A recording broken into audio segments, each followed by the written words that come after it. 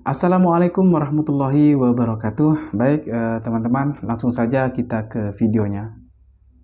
Saya bukan peneliti nasab, tapi kami abdi hadis Nabi Muhammad SAW, pengabdi hadis Nabi.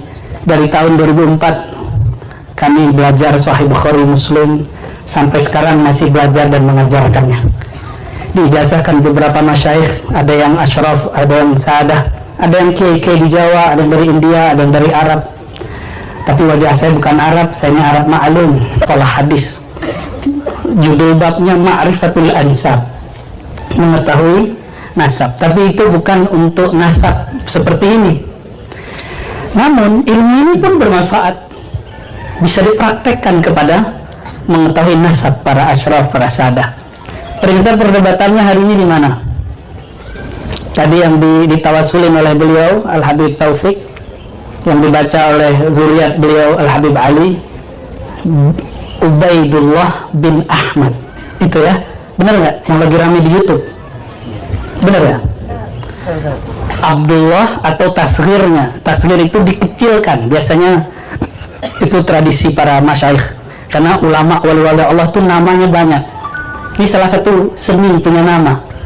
Ada nama jasadnya Abdullah, tapi ketika dia mengenal Allah, dia menyebut dirinya Ubaidullah. Abdullah itulah Sayyidina Muhammad SAW. Ubaidullah aneh, dia bilang begitu. Sayyidina Ubaidullah bin Ahmad ini mulai dipertanyakan, beliau ini ada atau tidak, itu wajar. Jadi kalau ada yang kritik, jangan marah, baik. Kan sekarang ada seorang kiai yang sangat alim di Banten, nyanyi siapa? Kiai Imat ya. Saya tidak mengingkari kealiman beliau. Sebagai sebuah penelitian, itu tantangan hebat bagi para habaib. Supaya apa? Mesti ada juga yang membahasnya tidak dengan emosi, tapi membahasnya karena dia membahas pakai buku, pakai tulisan, kita balas pakai tulisan. Dia buat ceramah, kita buat ceramah. Innamal mu'minuna ikhwah. Kan beliau katanya zuriat Syarif Hidayatullah juga. Kalau iya berarti jalur asyraf. Kalau benar, ya tinggal kuat-kuatan aja, pakai kekuatan ilmu. Meskipun itu menyakiti banyak zuriat Nabi dari kalangan Al-Ba'alawi. Nah, dalam hal ini kami punya pandangan sendiri. Nah, beliau kan berargumentasi. Argumennya lumayan memukau. Tapi bagi saya, ya biasa aja. Kenapa? Apa kata beliau? Ubaidullah ini nama dia tidak muncul dalam kitab-kitab biografi di abad itu. Betul nggak? Ya wajar. Di zaman itu nggak ada Dukcapil, Pak Sekda. Pak Sekda namanya ada nggak di Dukcapil? Henry gitu. Banyak Pak namanya Henry. Henry apa Pak? Henryzal. Itu banyak, ratusan nama Henryzal. Di zaman itu nggak ada namanya sistem online gitu, nggak ada. Kalau argumentasi teori yang dibangun, kalau nama orang ini tidak ditulis di masanya dalam kitab-kitab tarajum, tarajum itu biografi, kitab-kitab sejarah, terus dia tidak ada, begitu kira-kira yang saya simpulkan. Kalau salah mohon nanti diluruskan. Kalau itu alasannya, nama para sahabat Nabi pun tidak ditulis di masa hidup mereka. Kapan ditulis? Kapan ditulis? 1 abad, 2 abad setelah mereka. Itu muncul kitab Imam Ibnu Sa'ad, muncul kitab Imam Bukhari, At-Tarikh As-Saghir, At-Tarikh Al-Kabir.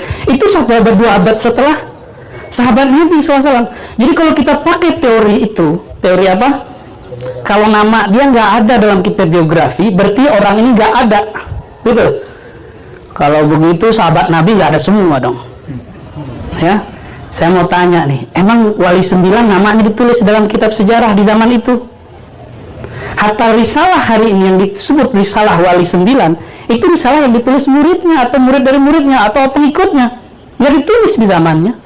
Jarang, kecuali ada 1 manuskrip yang sampai sekarang nggak ada nama, anonim. Alhamdulillah kami 2009, 2010, 2011 ikut meneliti manuskrip Nusantara, masih tulisan tangan. Itu kertasnya kalau diangkat jatuh, pecah. Dibimbing oleh Prof. Oman Fatur Rahman. Jadi kita mencari kemana-mana. Ya. Jadi kalau ada yang mengkritisi para sayyid, para habaib, ya. Saya prihatin karena banyak yang emosi juga. Bagi saya, kita tanggapi saja dengan kepala dingin.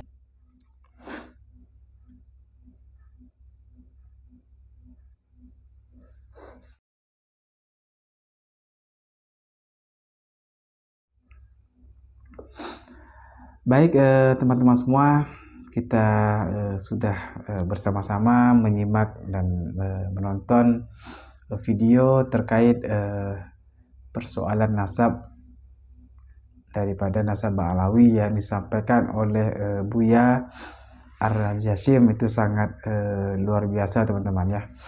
Jadi beliau ini, Buya Ar-Jasim, itu sangat luar biasa dalam menyampaikan persoalan nasab yang masih sekarang pun masih berlanjut, teman-teman ya. Masih saja ada orang-orang yang mempersoalkan nasab daripada nasab Ba'alawi. Nah, teman-teman semua, mungkin di luar sana itu masih banyak teman-teman kita, saudara-saudara kita yang masih tidak percaya atau ragu, bahkan membatalkan nasab daripada nasab Ba'alawi. Coba teman-teman pikirkan kembali ya.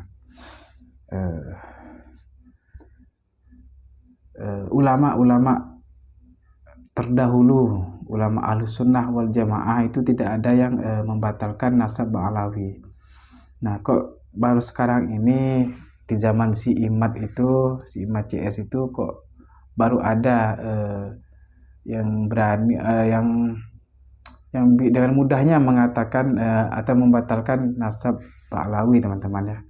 Hanya dikarenakan tidak tercatat di dalam kitab yang seperti sudah disampaikan tadi oleh Buya Ar-Jasim, bahwa ya kalau memang tidak tercatat ya wajar kan, karena di zaman dulu tidak ada pencatatan sipil, teman-teman ya. Dan itu memang masuk akal, teman-teman. Memang ya seperti itu, teman-teman ya. Jadi harapan saya kepada semua teman-teman yang masih tidak percaya atau meragukan nasab dari nasab Ba'alawi, coba teman-teman pikir kembali. Ulama sekelas Buya Ar-Jasim saja itu percaya terhadap nasabnya Ba'alawi ya. Nah,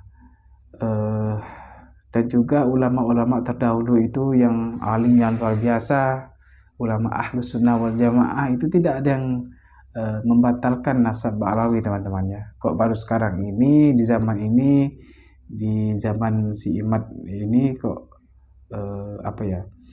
kok dengan gampangnya itu, dengan mudahnya mereka meragukan bahkan membatalkan nasab Ba'alawi. Nah, itu kan lucu, teman-teman ya. Jadi coba deh teman-teman yang masih belum percaya atau meragukan nasab Ba'alawi, nasab daripada Ba'alawi, coba teman-teman pikirkan kembali, teman-teman ya.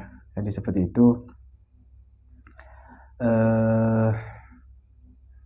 Baik teman-teman, mungkin hanya ini yang dapat saya sampaikan. Lebih kurangnya saya mohon maaf apabila ada kesalahan dalam penyampaian saya. Baik teman-teman, sebelumnya saya ingin mengucapkan terima kasih banyak sekali sudah menonton video ini. Mudah-mudahan video ini bisa memberikan pengetahuan kepada teman-teman semua yang masih saja meragukan nasab Ba'alawi. Nah, jadi seperti itu, teman-teman ya. Jadi sekali lagi saya ucapkan banyak terima kasih kepada teman-teman semua, dan juga terima kasih juga buat teman-teman yang sudah mensupport channel ini, yaitu channel Daun Dakwah ini. Mudah-mudahan channel Daun Dakwah ini bisa terus berkembang dan memberikan kebaikan. Amin ya rabbal alamin.